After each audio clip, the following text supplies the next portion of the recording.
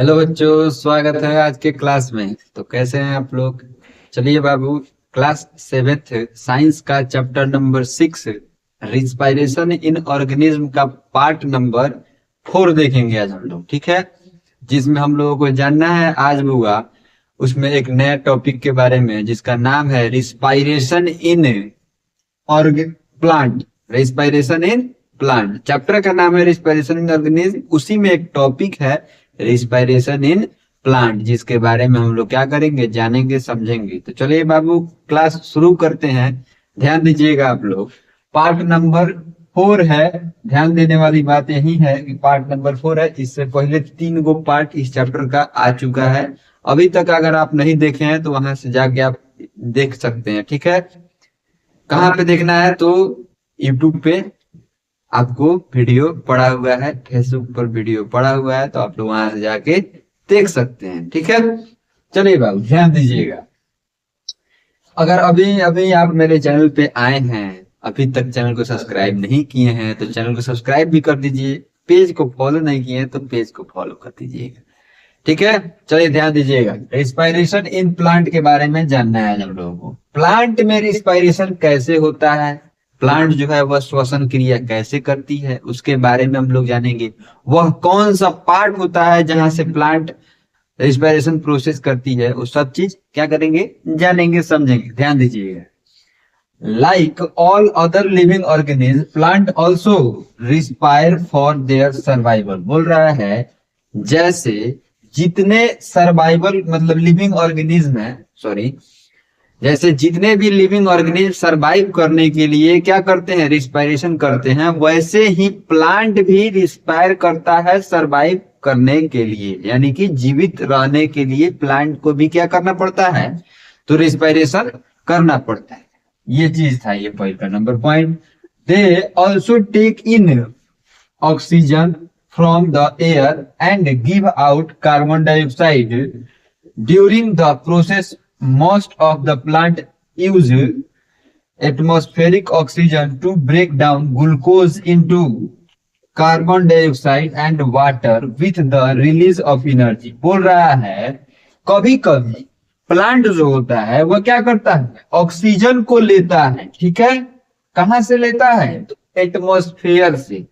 ठीक है, एयर जो प्रेजेंट है एटमॉस्फेयर में, उससे वह क्या करता है, कभी कभी ऑक्सीजन भी लेता है और कार्बन डाइऑक्साइड छोड़ता भी है। यस यस, आप लोगों को लग रहा होगा कि सर गलत बोल रहे हैं। गलत नहीं बोल रहे हैं बुआ, ये आप लोग बचपन से पढ़ते आ रहे हैं कि प्लांट जो होता है बुआ वह कार्बन डाइऑक्साइड लेता है, ऑक्सीजन छोड़ता है। ठीक है, ये 99% समय में ये चीज होता है, लेकिन जो 1% समय जो बचता है उसमें रिस्पायरेशन प्रोसेस होता है प्लांट में भी, जिसमें प्लांट क्या करता है, ऑक्सीजन लेता है। कहां से लेता है, तो एयर से, और कार्बन डाइऑक्साइड छोड़ता है। ठीक है, वह 1% वाला समय में। ठीक है ना, ड्यूरिंग दिस प्रोसेस, इस प्रोसेस के दौरान, किस प्रोसेस के दौरान, जब प्लांट क्या करता है, ऑक्सीजन लेता है और कार्बन डाइऑक्साइड छोड़ता है, उस प्रोसेस के दौरान मोस्ट ऑफ द प्लांट, ज्यादातर plant use atmospheric oxygen to break down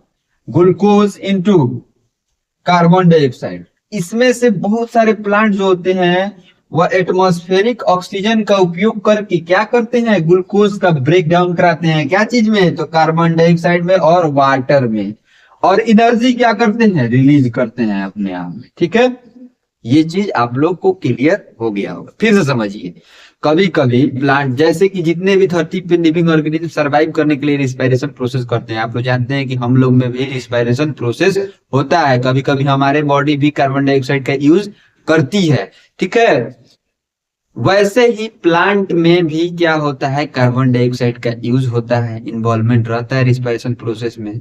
जब उसको क्या करना रहता है, जब उसको ग्लूकोज को क्या चीज में तोड़ना रहता है, कार्बन डाइऑक्साइड और वाटर में, तब वह क्या करता है, तो ये रिस्पायरेशन प्रोसेस करती है, जो जब एनर्जी उसको रिलीज करना रहता है। ठीक है, आप लोगों को क्लियर हो गया होगा। ज्यादातर इसके बारे में कौन क्लास में पढ़ना है, 10th क्लास में पढ़ना है। ठीक है, तो वहां पे आप लोग देख लीजिएगा। दूसरा नंबर पॉइंट देखिए, in plants breathing take place through tiny pores, tiny holes, sorry, tiny pores भी बोल सकते हैं, होल्स भी बोल सकते हैं। ये छोटा छोटा जो छिद्र रहता है प्लांट के पत्ता में, उसको बोला जाता है टीनी पोर्स। ठीक है ना बुआ? वहीं पे ये क्या है, तो स्टोमाटा एम्बेडेड रहता है। ठीक है, चलिए ध्यान दीजिएगा आगे। और ओपनिंग कॉल्ड स्टोमाटा, और उसको क्या बोलते हैं, स्टोमाटा भी बोला जाता है। अभी अभी हम क्लास यहाँ पे ले रहे थे, तो एक मतलब बोले तो मेरे पापा यहाँ पे आ गए थे, तो थोड़ा सा हमको मुस्कुराहट आ गया है। तो आप लोग यहाँ पे कोई टेंशन वाली बात नहीं था। ठीक है, चलिए फिर से इस लाइन को हम पढ़ते हैं, ध्यान दीजिएगा। In plant breathing takes place through tiny holes और ओपनिंग कॉल्ड स्टोमाटा। बोल रहा है कि हर प्लांट में ब्रेथ करने के लिए छोटा छोटा छिद्र बना रहता है, जो हम लोगों को दिखता नहीं है लेकिन होता है। ठीक है, कभी कभी बार को यानी कि जो छाल रहता है ना पेड़ का, उसमें दिख भी जाता है। पत्ता होता देखे हुए पीपल का पत्ता, आप लोग देखे हुएगा, सूखा हुआ पीपल का पत्ता को देखिएगा, ऐसे अगर धूप में रखे तो उसमें जाली टाइप का बना रहता है, जाली टाइप का, उसी को टिनी होल्स, उसी में प्रेजेंट रहता है क्या चीज, तो स्टोमाटा। ठीक है, प्रेजेंट अंडर द लीफ, मतलब लीफ के अंडर में क्या रहता है, प्रेजेंट रहता है स्टोमाटा। ये स्टोमाटा बना हुआ है। स्टोमाटा का कौन बड़ा सा इमेज हम बना के क्या करेंगे, डिस्क्राइब करेंगे। लेकिन आज आप लोगों को यह चीज समझना था कि लीफ में स्टोमाटा कहाँ रहता है, तो लीफ के सरफेस पे प्रेजेंट रहता है। ठीक है, क्या चीज प्रेजेंट रहता है, तो स्टोमाटा। ठीक है ना, याद रखिएगा लोग। अगर कहीं पे पूछा जाए स्टोमाटा कहाँ पे प्रेजेंट है, तो ऐसे डायग्राम बना के इसको क्या करना है, लिख दीजिएगा। ठीक है, रेस्पिरेशन प्लांट में कहाँ होता है, पूरा ये चीज लिख दीजिएगा, आपको फुल नंबर मिल जाएगा। चलिए बाबू, अगर अभी तक आप मेरे चैनल को सब्सक्राइब नहीं किए हैं तो कर दीजिए। ठीक है, और फेसबुक पर देख रहे हैं तो पेज को फॉलो कर दीजिए। मिलते हैं अगले क्लास में, तब तक के लिए आप लोग अपना बहुत ख्याल रखिएगा। Bye bye.